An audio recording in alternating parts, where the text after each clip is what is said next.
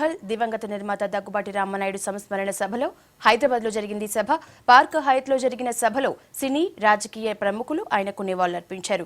కేంద్ర మంత్రి Venkaiah Naidu, MP Subbarami Reddy, Jnanpith C Narayana Reddy, Dasari, Raghavendra Rao, జయసుధతో పాటు ఆయన కుటుంబ సభ్యులు హాజరయ్యారు. తెలుగు సినీ పరిశ్రమ అభివృద్ధికి రామానాయుడు చేసిన సేవలను కొనియాడారు ప్రముఖులు. ప్రస్తుతం వెంకయ్యనాయుడు మాట్లాడుతున్నారు. లైవ్ చూద్దాం. ప్రతిష్ట, ఆ ప్రావీణ్యత, ఆ స్పెషలైజేషన్ రావాలని చెప్పి మనసులో మనకు అనిపించాలి.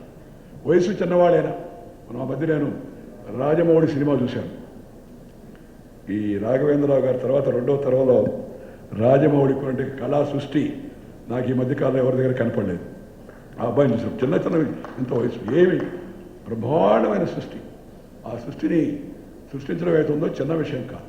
ఈ అపారమైన అంటే తెలివితేటలు ఉన్నంటే వ్యక్తులను మనందరం కూడా కానీ గుర్తించి వాళ్ళ దగ్గర ఉండే మంచి విషయాలు మనం నేర్చుకుంటే జీవితంలో మనం మంచి దారి పోయేటికి అవకాశం ఉంది.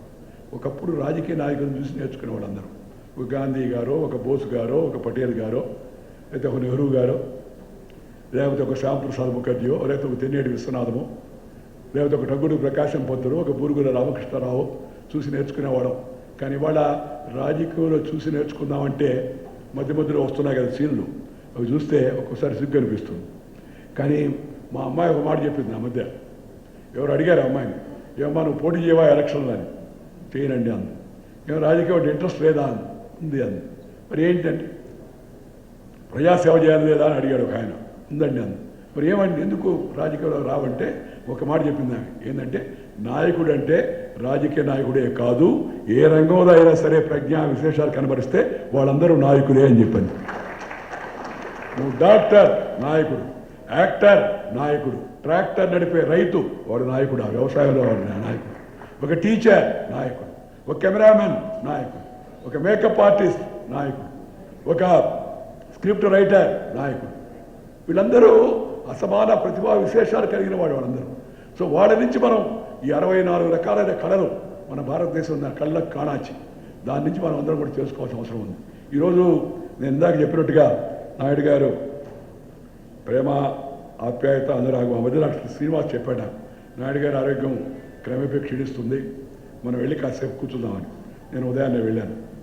వెళ్ళి కాసేపు కూర్చుంటే ఆయన పాపం ప్రేమగా దగ్గరుండి దగ్గరుండి నాకు మంచి ఉపాహారం, అంటే పలహారం, ఉదయం ఉపాహారం అంతా. ఉపాహారం కూడా చాలా మంది గుర్తులేదు, ఇదంతా బ్రేక్ఫాస్ట్ అయిపోయింది. అంతా ఫాస్ట్ ఉంటే కదా బ్రేక్ చేయడానికి. చాలామంది ఫాస్టే చేయరు, ఇంకా బ్రేక్ ఏం చేస్తారు చెప్పండి. మన ప్రేమతో, ఆదరంతో, అభిమానంతో ఆయన నన్ను తినిపించాడు. చూస్తున్నప్పుడు అనిపించింది నాకు క్రమేపీ ఆరోగ్యం తగ్గుతుందని.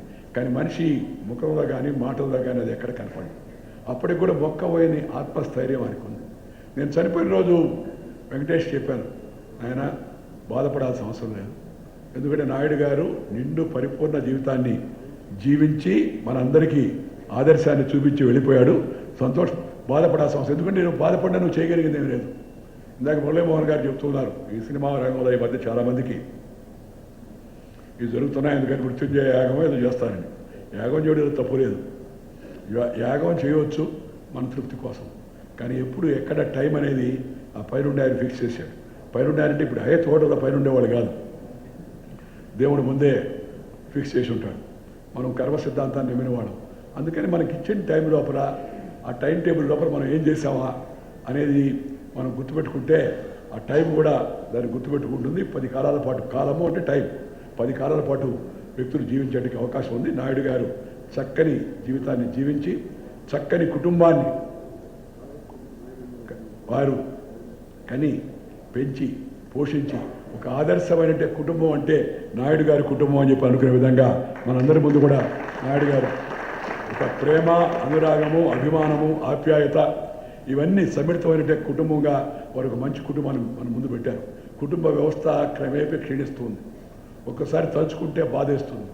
నాకు పాత రోజుల్లో మొదట ఎమ్మెల్యే అయినప్పుడు కూడా ఎంత తిరిగినా సాయంత్రానికి ఆ ఊరికి వెళ్ళి ఆ గాలి హాయిగా సాయంత్రం పూట ఆ వెన్నెల్లో ఆరు బయట మంచం వేసుకొని చొక్కా ఇప్పేసి బనీతో కూర్చొని వాళ్ళు వీళ్ళు వస్తుంటే ఊళ్ళో అందరూ ఆ అమ్మమ్మలు, పిన్నమ్మలు, అక్కలు, బంధువులు అందరూ వచ్చి స్నేహంగా ప్రేమగా అడుగుతూ ఉంటే ఎంతో సంతోషంగా ఉండేది. ఇప్పుడు చొక్కా ఇప్పడానికి వీల్లేదు, ఇప్పితే మిగతా లోపలికి పోతాయి. ఊరిలో కూడా ఇంత ముందులాగా మంచి వాతావరణం లేదు, వాతావరణం చెడిపోయి ఉంది. అలాగే ఇతరత్వమైన కూడా వచ్చున్నాయి. మన కుటుంబ వ్యవస్థలో ఉన్న ప్రపంచంలో కల్లా భారతదేశాన్ని గురించి చెప్పుకోదగింది అన్నిటికన్నా ఉత్కృష్టమైంది భారతీయ కుటుంబ వ్యవస్థ. ఆ ప్రేమ, అభిమానం, ఆదరం, వాత్సల్యం ఇవేవైతే ఉన్నాయో అవి వర్ణనాతీతమై. అంతేగాని అక్కడ అదేదో అమెరికా లాగా ఇదే పాశ్చాత్య దేశాల్లో ఉండే పద్ధతి వాటి గురించి విమర్శించడం నా ఉద్దేశం కాదు. కానీ వాటికి మనకి చాలా తేడా ఉంది.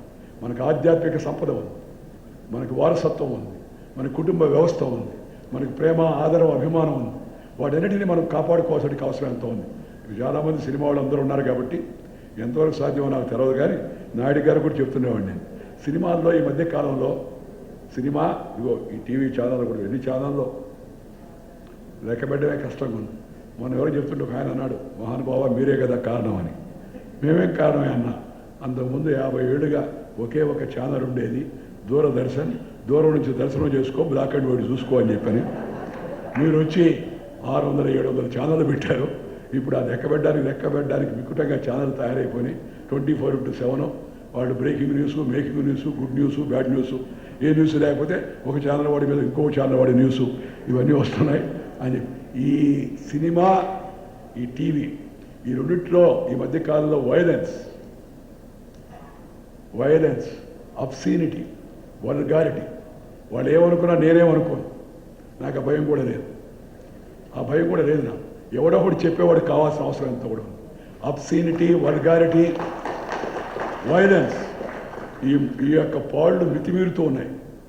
వీటిని తగ్గించాల్సిన అవసరం ఉంది. సినిమా, టీవీ మహాప్రభావితం చేస్తుంది మనిషిని.